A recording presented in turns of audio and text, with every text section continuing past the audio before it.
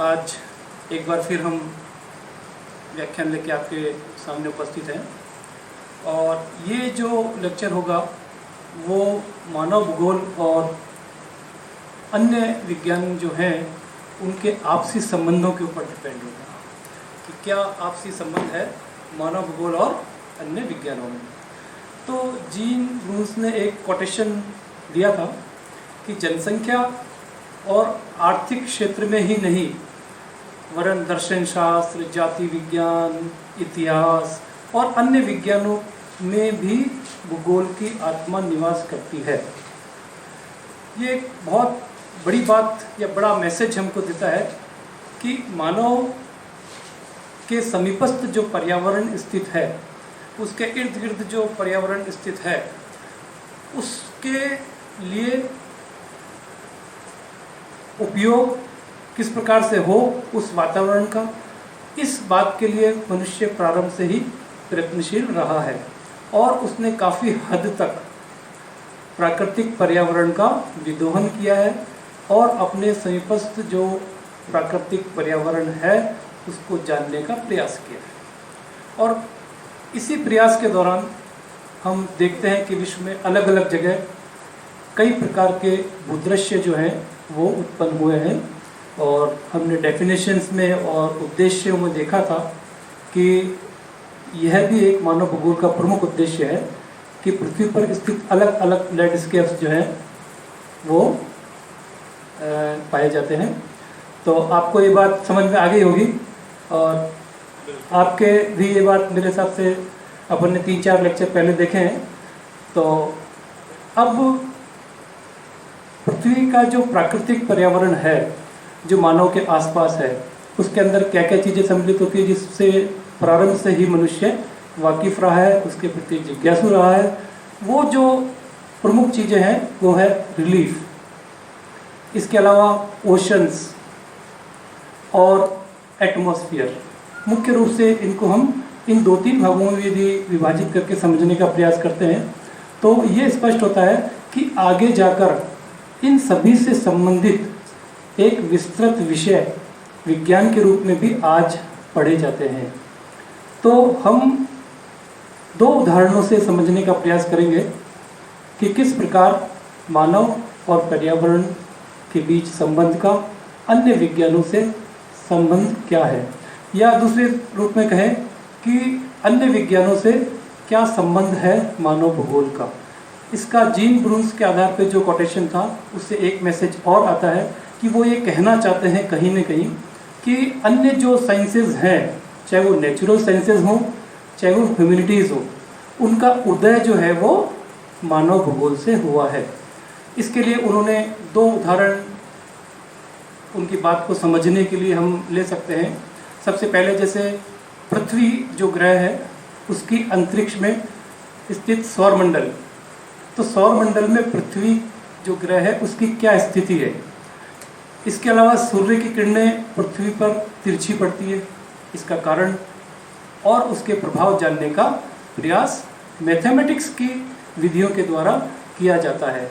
या क्षेत्रफल की हम बात करें या पृथ्वी के शेप की बात करें तो कई ऐसी मेथड्स जो है वो यूज़ में लिए जाते हैं जो कि मैथमेटिक्स के आगे जाके विषय के रूप में डेवलप हुए और आज हम साइंसेज में मैथमेटिक्स को पढ़ते हैं। इसी प्रकार से वनस्पति और जंतु से मानव का प्रारंभ से ही गहरा रिश्ता रहा है। जहाँ जिस प्रकार की जलवायु होती है वहाँ पे उसी प्रकार की वनस्पति पनपती है या पैदा होती है। इसके अलावा एक स्पेशल टाइप्स की जो वर्गीकरण यदि करके देखें तो जो क्रॉप्स हैं वो अलग अलग क्षेत्रों में अलग अलग पाई जाती है। तो इन चीज़ों के बारे में मानव का शुरू से वनस्पति के संबंध में अध्ययन रहा। इसके अतिरिक्त जंतुओं की यदि हम बात करते हैं तो जंतुओं का किस प्रकार से मानव उपयोग करता है, चाहे वो कृषि के लिए करे चाहे अपने भोजन के लिए करे, तो हमेशा से जंतुओं से भी विशेष प्रकार का संबंध मानव का रहा है।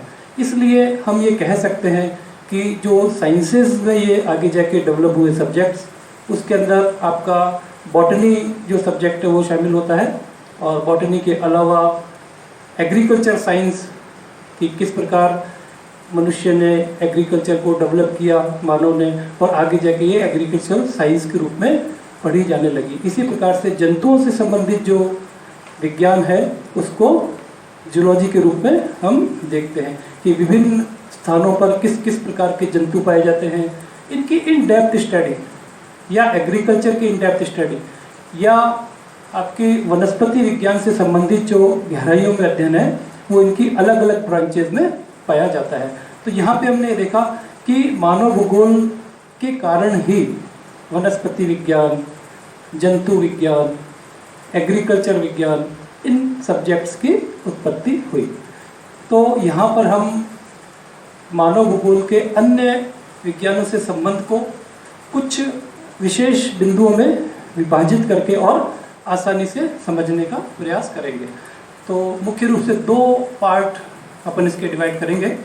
उसमें पहला जो पार्ट होगा वो होगा relation of human geography with natural sciences. तो नेचुरल साइंसेस में हम अलग अलग जो नेचुरल साइंसेस हैं उनको एक एक करके स्पष्ट करेंगे। उसके पश्चात सेकंड वाला जो हम लेंगे वो ह्यूमैनिटीज़ या ह्यूमन साइंसेस।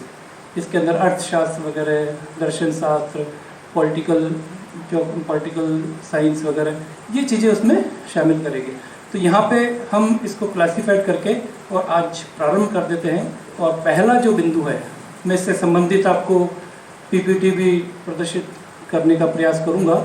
अगले लेक्चर में हो सकता है इसको सारे को मैं पीपीटी के रूप में भी आपके सामने रखूं, जिससे कि आप स्क्रीनशॉट लेके और कुछ मुख्य बिंदु जो इसके संदर्भ में मैंने बनाए हैं वो आपके लिए एग्जामिनेशन की दृष्टिकोण से यूज़फुल रहे। तो पहला जो नेचुरल साइंसेस का बिंदु हम लेंगे वो लेंगे relation of human geography with mathematics.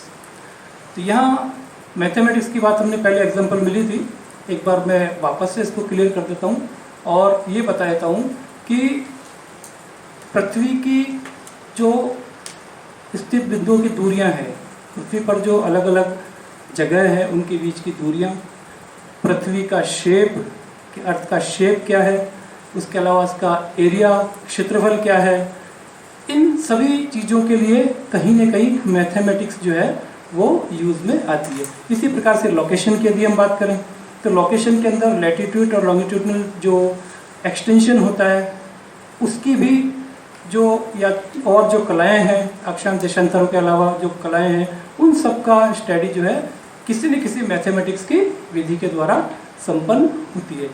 तो इसी प्रकार से और यदि हम गहराई पे जाएं तो मैथमेटिक्स के अंदर जो एल्जेब्रा होती है या जो कैलकुलस होती है, इन विधियों का उपयोग भी आप ह्यूमन ज्योग्राफी के अंतर्गत करते हैं और इनका विस्तृत अध्ययन जो है मैथमेटिक्स के रूप में सामने आता है। तो संसाधनों के मूल्यांकन करने के लिए या क्षेत्रीय जो विनियोजन करते हैं किसी भी योजना को लागू करने के लिए, तो वहाँ पर संसाधनों का जो इवोल्यूशन होता है उसके लिए मैथमेटिक्स की जो मेथड्स होते हैं उनको हम काम में लेते हैं। तो इस प्रकार से डेंसिटी की बात करें तो मैथमेटिक्स आती है, डिस्ट्रीब्यूशन की बात करें तो मैथमेटिक्स आती है। तो मैथमेटिक्स का यूज़ मानव भूगोल के अंदर बहुत ही प्रमुखता से किया जाता है। और इनिशियल स्टेज के ऊपर जब मैथमेटिक्स विषय नहीं था, मानव भूगोल ही था, तब भी इन विधियों का आंशिक रूप से प्रयोग मानव भूगोल में मानव द्वारा किया जाता था या मानव भूगोल के अंतर्गत आता था। तो पहला जो विषय है मैंने ये कोशिश की आपको समझाने की कि मैथमेटिक्स और मानव भूगोल के अंदर बहुत ही गहरा संबंध है, एक दूसरे के पूरक भी इसको हम कह सकते हैं। इसी प्रकार से यदि हम दूसरा उदाहरण लें तो हम लेते हैं स्टैटिस्टिक्स। कि स्टैटिस्टिक्स जो विषय है वो कैसे मानव भूगोल से अपना गहरा संबंध रखता है। तो स्टैटिस्टिक्स को हम इस प्रकार से सम्मिलित करते हैं कि हम किसी भी जगह की यदि जनसंख्या की बात करते हैं, मानव का जो एक महत्वपूर्ण संसाधन के रूप में मानव को माना जाता है, तो उसका डिस्ट्रीब्यूशन क्या है, उसके बाद में उसकी डेंसिटी क्या है। तो ये इसका डिस्ट्रीब्यूशन के अंदर अर्बन और रूरल पॉपुलेशन के बारे में आता है। तो वो सारी चीज़ें जो है सांख्यिकी विधियों के द्वारा होती है। एक हम मानव भूगोल के अध्ययन में सैम्पलिंग थ्योरी का भी काम में लेते हैं। किसी भी चीज़ के समग्र जनसंख्या को रिप्रेजेंट करने वाले एक सैंपल को हम लेते हैं और उस सैंपल के आधार पर स्टडी करके और उस क्षेत्र विशेष में हम ये जानने का प्रयास करते हैं कि वहाँ पर कौन सी योजना लागू की जानी चाहिए या कौन सी है। तो ये जो सैम्पलिंग की थ्योरी है ये स्टैटिस्टिक्स का बेसिक आधार है। इसके बारे में स्टैटिस्टिक्स में ज़्यादा विस्तार से मिलता है। इसी प्रकार से कार्टोग्राफी की हम बात करें कि किसी भी चीज़ को मैप के द्वारा या डायग्राम्स के द्वारा जब हम रिप्रेजेंट करते हैं तो उसके अंदर सांख्यिकी विधियों का उपयोग आता है। तो वो सांख्यिकी विषय के अंदर तो गहराइयों से पढ़ी जाती है, लेकिन मानव भूगोल में भी सांख्यिकी का बहुत गहरा महत्व है। किसी भी देश के संसाधनों को प्रदर्शित करने के लिए हम मैप्स बनाते हैं, उसके अंदर डिस्ट्रीब्यूशन के डिफरेंट मेथड्स को यूज़ करते हैं। तो ये सांख्यिकी के जो मेथड्स हैं वो भी मानव भूगोल में पढ़े जाते हैं। तो यहाँ हमने देखा कि मैथमेटिक्स और सांख्यिकी इन दोनों का किस प्रकार से गहरा रिलेशन मानव भूगोल से है, और एक तरह से दूसरे शब्दों में हम कहना चाहेंगे कि मानव भूगोल से ही सांख्यिकी और मैथमेटिक्स का उदय हुआ है, कि उनका जो ओरिजिन हुआ है वो मानव भूगोल से ही हुआ है। कहीं ना कहीं प्राचीन समय से ही मानव भूगोल में इनके बारे में अध्ययन किया जाता रहा है और इनके आधार पर मानव ने कई डिसीजन और तकनीकी के रूप में जो चेंजेज एनवायरनमेंट में करके अपने अनुकूलन बनाया है और वो विकास की ओर आगे बढ़ता रहा है। तो आगे हम और नेचुरल साइंसेज के कुछ विषय लेंगे और इस टॉपिक को आगे बढ़ाते हुए 2 या 3 जो लेक्चर होंगे इसमें अपन इसको समाप्त करने का प्रयास करें। Thank you.